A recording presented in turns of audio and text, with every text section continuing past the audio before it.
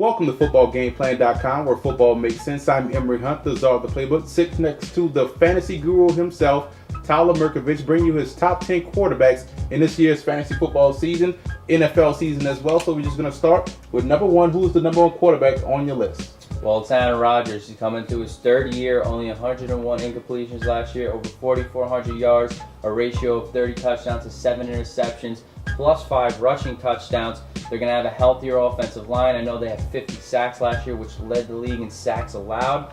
And they add Brian Bulaga to the line, health, and the wide receiving core is unbelievable. And he has an up-and-coming tight end who, wait until you see his ranking I give you when the tight ends come up. And Ryan Grant, he provided a lot of balance late in the year for them, so he can still do the job. Brandon Jackson has yet to really lived up to his potential, so those are two good backs. And he plays Detroit, who got carved up in the secondary last year, giving up over 4,300 yards, 34 touchdowns, only 9 interceptions, 17 40-plus yard gains. That was tied for first with, I believe, Miami Dolphins. And the Chicago Bears, he plays also 3,600 yards, 29 TDs they gave up. So it doesn't really matter who they're playing, the Packers. They're going to carve him up through the air. Right, a solid quarterback, one of the more elite quarterbacks in the league, if he is able to do so this year. Number two on your list. Of course, Drew Brees. You got to go here.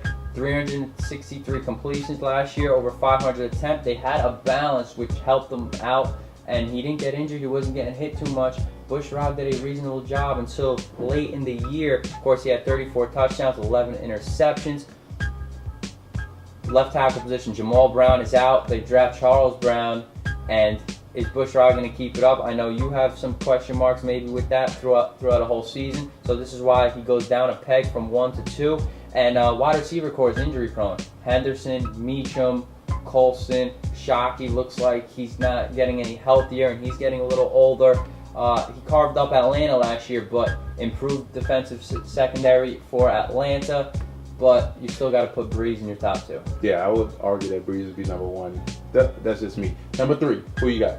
Tony Romo. I got to put Romo here ahead of Brady and Manning because of his weapons. Now he has Des Bryant. He loves Miles Austin. I think Witten is going to put in a big year, especially with the touchdown marks. And he plays the Giants, Chicago, who both were terrible against the pass last year, but they'll probably improve. But it's still something to go by. Tennessee, over 4,300 yards, 30 touchdowns they gave up. They gave up 61 20-plus yard gains. That was second in the league. And he plays Washington twice, New Orleans, Arizona, Tennessee, and Jacksonville, as I mentioned before. So he's going to really have a field day with those guys. Yeah, Romo, especially with Witten and company, those guys are going to do awesome in the passing game. Number 4 on your list, who you going? Well, I'm going to go with Tom Brady. It was a supposed down year for him, 28 touchdowns, 13 interceptions, pretty good ratio, almost 4,400 yards.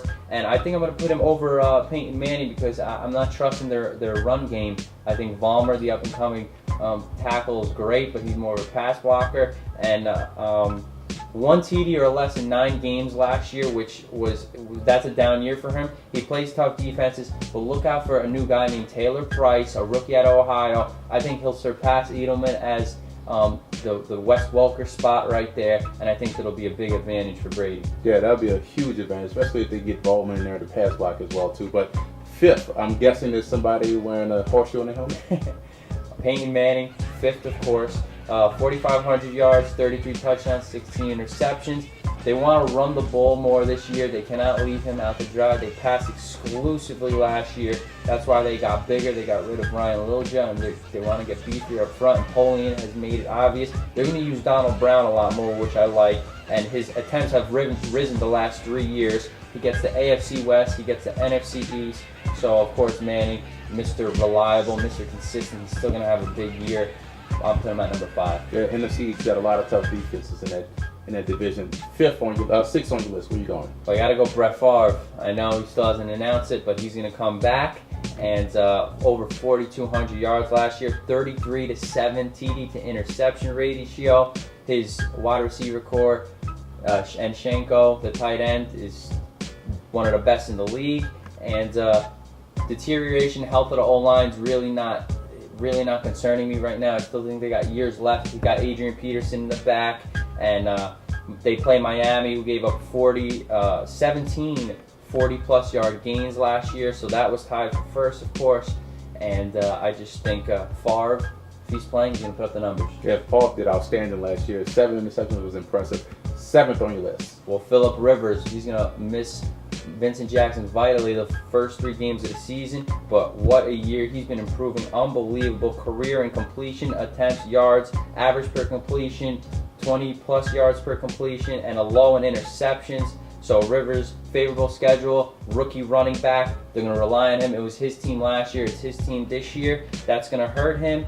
The loss of Jackson, but a favorable schedule, nice weather in San Diego. Rivers has to be in the top 7. Yeah, if you were grading on toughness and moxie, Rivers would be number 1. 8th on your list, who you have? Well, Matt Schaub leads the number 1 pass offense last year.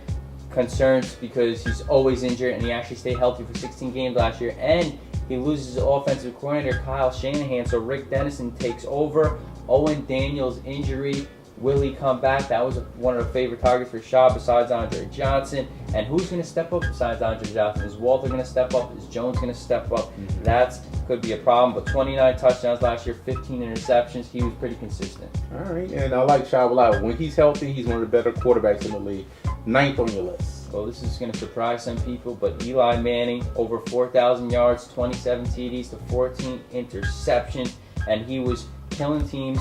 He had 23 of his 27 touchdowns came in the second or fourth quarter, so this guy's a closer, and when you're down, they're gonna pass the ball. The Giants, of course.